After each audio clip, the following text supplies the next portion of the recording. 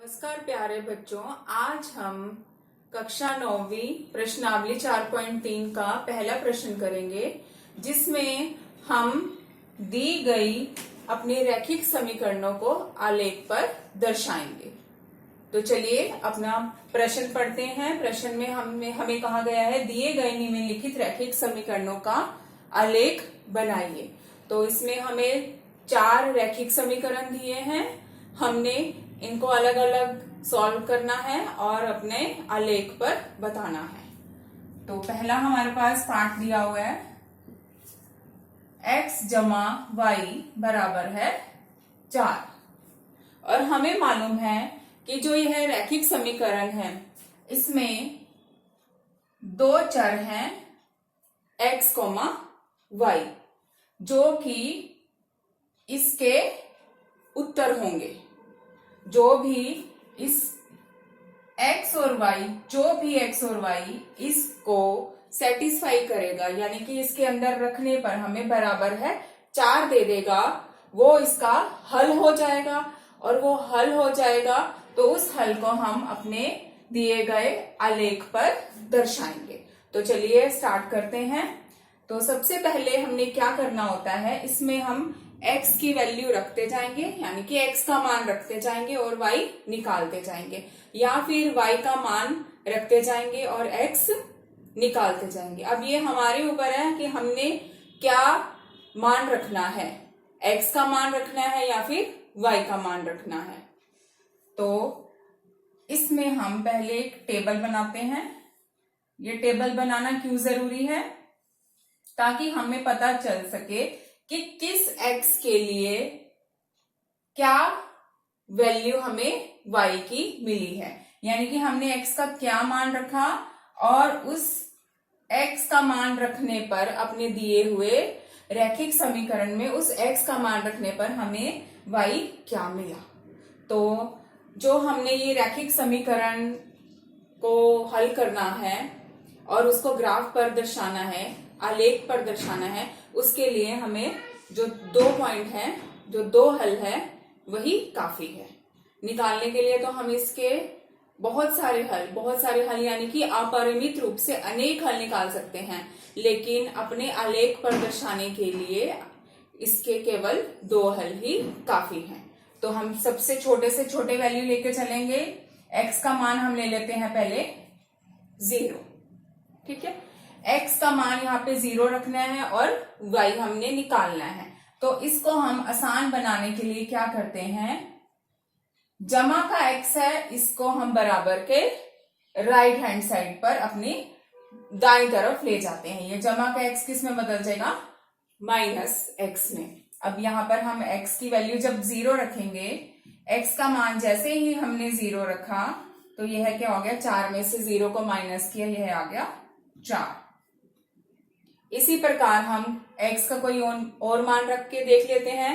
x का मान जब हमने 1 रखा, x का मान 1 रखा, x का मान 1 रखने पर हमारे पास y क्या आएगा, 4 में से 1 को हमने क्या कर देना है, माइनस। तो 4 में से 1 माइनस करने पर हमारे पास आ गया 3। अब हमने जो इसका आलेख बनाना है वह समझिए, वह क्या होता है। इसमें क्या है, एक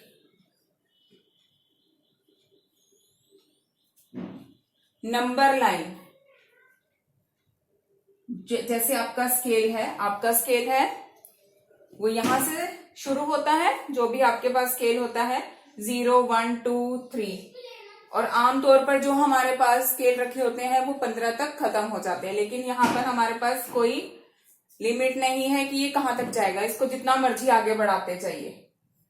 इसी तरह हमारे स्केल में लेकिन माइनस का नहीं होता, हम यहाँ पर माइनस का भी बनाएंगे और इनको समान दूरी पर हमने बनाना है। जितना आपने इसकी दूरी रखनी है उतना ही ये बराबर दूरी पर रखना है। इसी प्रकार एक और ऐसे ही लाइन एक और बनाकर, ऐसे ही रेखा एक और बनाई और ये 0 से निकालते हुए एक और लाइन हम जो है वो 0 से निकालते हुए ले गए।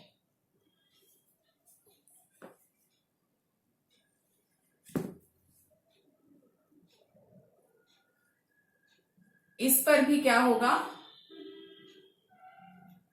इस पर भी ऐसे ही, यहां पर 1 2 3 4 आगे बढ़ता जा रहा है, और नीचे -1 -2 -3 -4 ये भी नीचे बढ़ता जा रहा है। अब क्या होगा,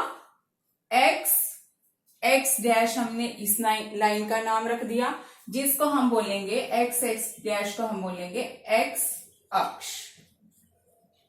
ऐसे ही दूसरी लाइन जो हमने ड्रॉ की है, इसका नाम दे देते हैं y डैश, और इसको नाम दे देते हैं y डैश, जिसको हम बोलते हैं y अक्ष।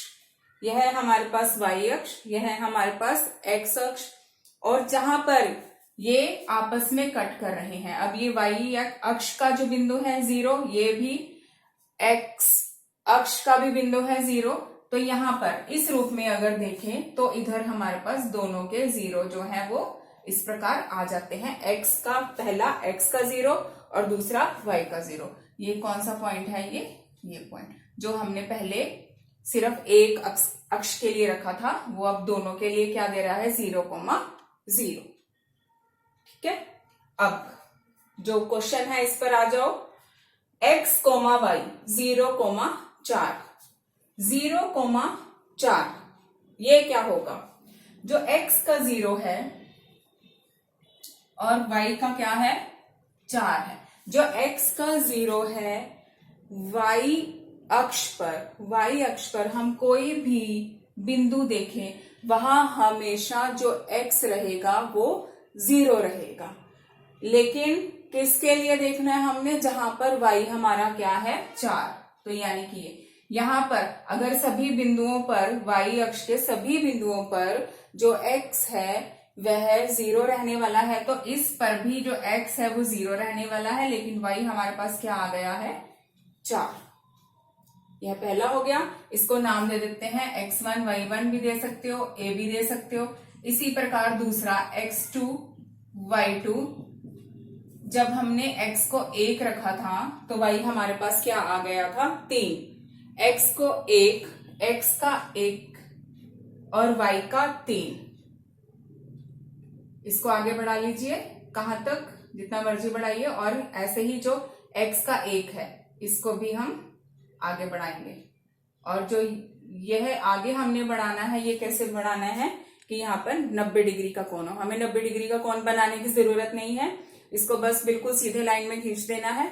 जहां पर ये कट होंगे वह पॉइंट क्या आ जाएगा 1,3, क्योंकि हमने x के 1 को और y के 3 को आगे बढ़ाया है।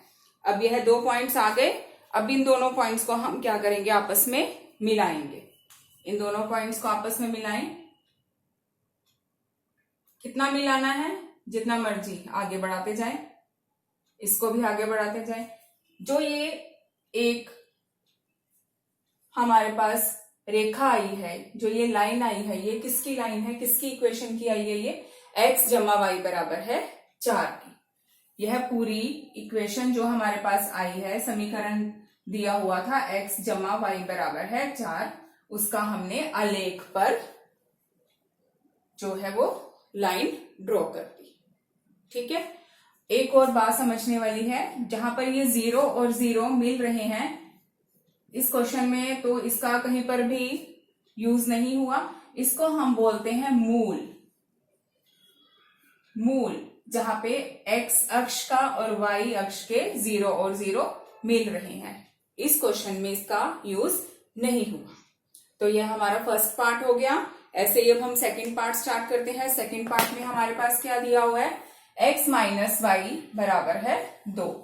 x माइनस वाई बराबर है 2 लेकर चलेंगे सेकंड पार्ट में।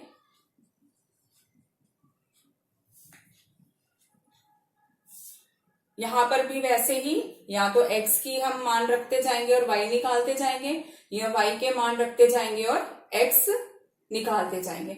अब यहां ध्यान से देखें तो हमारे पास हमें पता चलता है x के आगे जमा है और y है उसके आगे माइनस है, घटा का निशान है।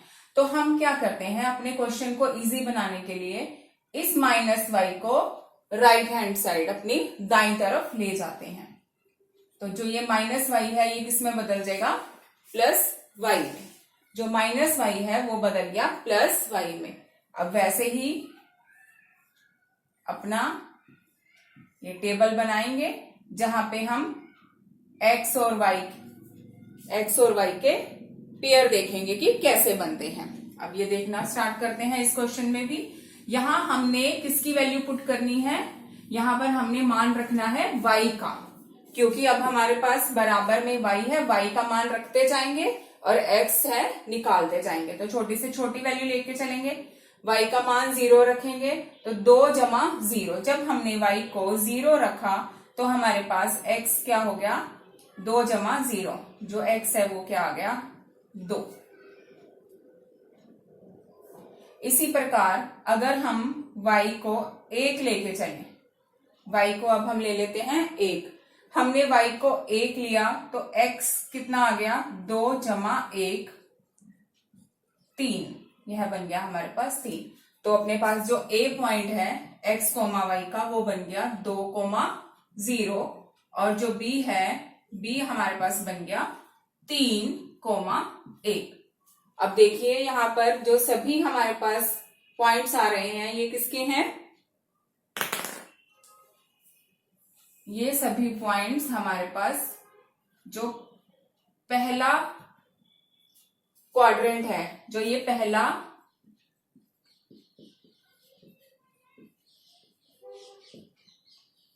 क्वाड्रेंट है इसमें है। ठीक है, तो यहां पर हम पहले क्वाड्रेंट में है तो हमने माइनस वाली हमें लगाने की जरूरत नहीं है। 0 1 2 3 ऐसे ही इसका 1 2 3। अब ये कहां तक नंबर लगाने हैं यहाँ पे देख लीजिए कि जो सबसे बड़ा नंबर है वो 3 आ रहा है। जो सबसे बड़ा नंबर 3 आ रहा है तो हम एक सिमेट्री बनाने के लिए y के और x के दोनों के हमने 3-3 पॉइंट ले लिए। अब पहला है 2,0, ये 2,0। जैसे फर्स्ट पार्ट में बताया गया था कि जो अपने पास y डैश होता है इस पर हर एक बिंदु अगर हम x का देखना चाहें तो वो 0 होता है। इसी प्रकार x अक्ष पर y हमेशा 0 रहता है। y 0 रहता है तो यहां पर कोई भी पॉइंट देखेंगे तो y के लिए देखना चाहेंगे तो y हमेशा क्या रहने वाला है, 0। लेकिन हमारे पास उस 0 के लिए x क्या आ रहा है, x आ रहा है 2। तो यहां पर किसी भी पॉइंट को हम देखें तो वहां पर y 0 आने वाला था। तो इस 2 पर भी जो y है वो क्या आएगा हमारे पास, 0। तो यह हो गया 2,0। इसी प्रकार दूसरा पॉइंट, दूसरे में क्या है, x, y 3,1। अब 3,1 आ गया।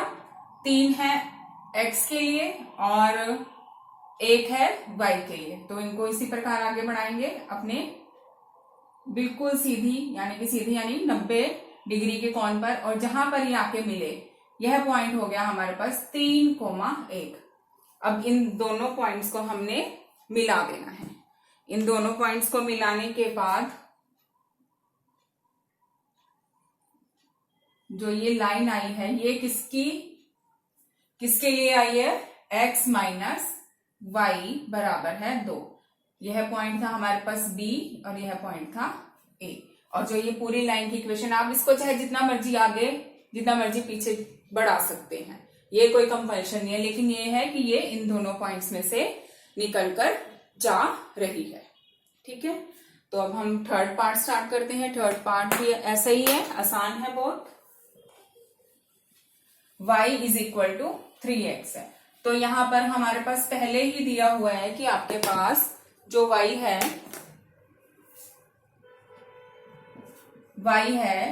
वो है 3x।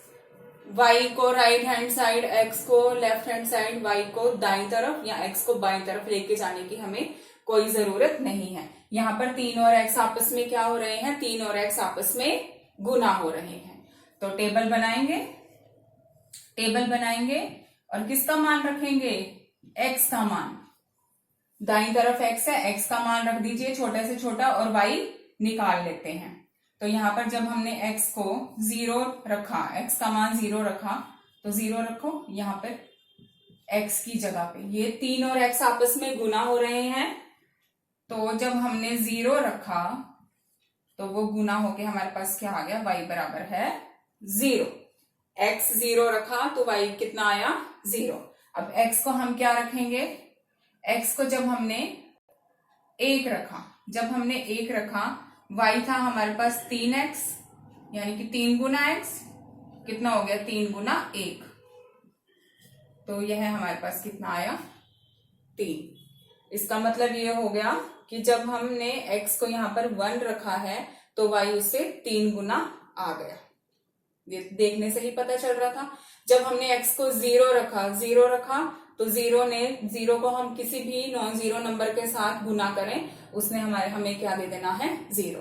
अब a पॉइंट जो बन रहा है वह बन रहा है हमारे पास 0,0, और जो b पॉइंट है वो बन रहा है 1,3। तो ये जो पॉइंट है, ये पॉइंट कहां से निकल रहा है, मूल से, ओरिजिन से निकल कर आ रहा है। और ये भी सभी जो पॉइंट्स हैं, इसके लिए हमें केवल प्रथम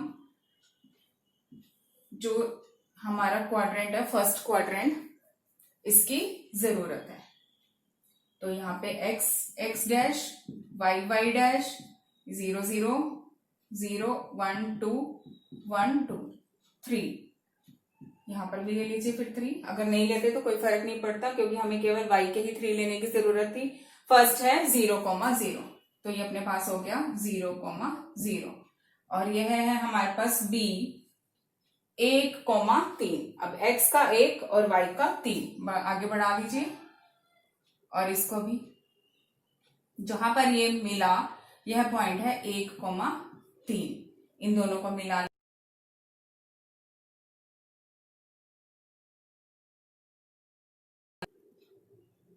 ये बन गई हमारे पास लाइन की इक्वेशन। और इस लाइन का क्या नाम है, y बराबर है 3x, जो दिए गए इन दो पॉइंट्स में से निकलकर जा रही है। लास्ट पार्ट करते हैं। आपने ये सब जो ग्राफ बना रहे हैं, आलेख, आपने अपनी एक छोटी सी आलेख की किताब खरीदनी है और उसमें ही ड्रॉ करना है। फोर्थ पार्ट देखिए। फोर्थ पार्ट है 3 बराबर है 2x जमा y। इस समीकरण को अच्छा दिखाने के लिए, कि आपको ऐसे लग रहा होगा कि यहाँ पे तो x y होते थे बाईं तरफ, अब ये दाईं तरफ हो गए, तो कोई नहीं, यहाँ पर हम इनको अपने बाईं तरफ ले जाते हैं। y के साथ कुछ भी गुना नहीं हो रहा है, x के साथ 2 गुना हो रहा है, तो y को इधर ही रखेंगे और इधर ले जाएंगे -2x। आप 2x को इधर रख के y को इधर भी लेके जा सकते थे, फिर 2 से भाग कर सकते थे। हमने क्या किया, आसान बनाने के लिए 2x को अपने दाईं तरफ ले गए। अब टेबल ड्रॉ करते हैं। टेबल ड्रॉ करेंगे, यहां पर हम रखेंगे x की वैल्यू और y निकालते जाएंगे। अब ये मैं पूरा नहीं सॉल्व करके दिखाती, आप करके देखना। जब हमने x को 0 यहां रखा तो हमारे पास सॉल्व करके y कितना आया, 3। जब x को हमने 1 रखा तो हमारे पास y कितना आ गया, 1। यह करके देखना और मुझे बताना कि हुआ सॉल्व या नहीं।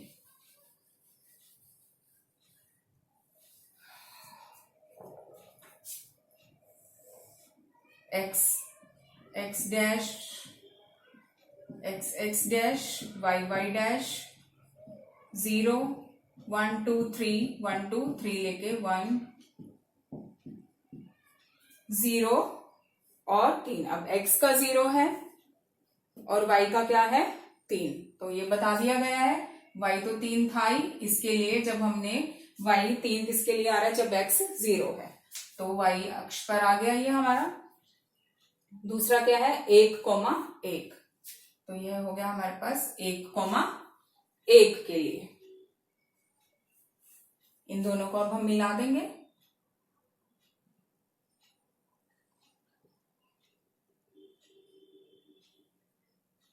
स्ट्रेट लाइन में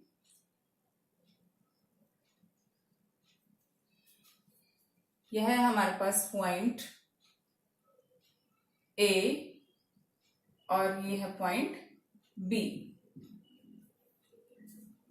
ए पॉइंट और बी पॉइंट। तो ये किसकी इक्वेशन बन गई हमारे पास? ये बन गई 3 बराबर है 2x जमा y की। तो बच्चों ये हमारे जो चैप्टर 4.3 का पहला प्रश्न हो गया है। तो जो इसके आगे के प्रश्न है वो अब हम कल करेंगे। धन्यवाद।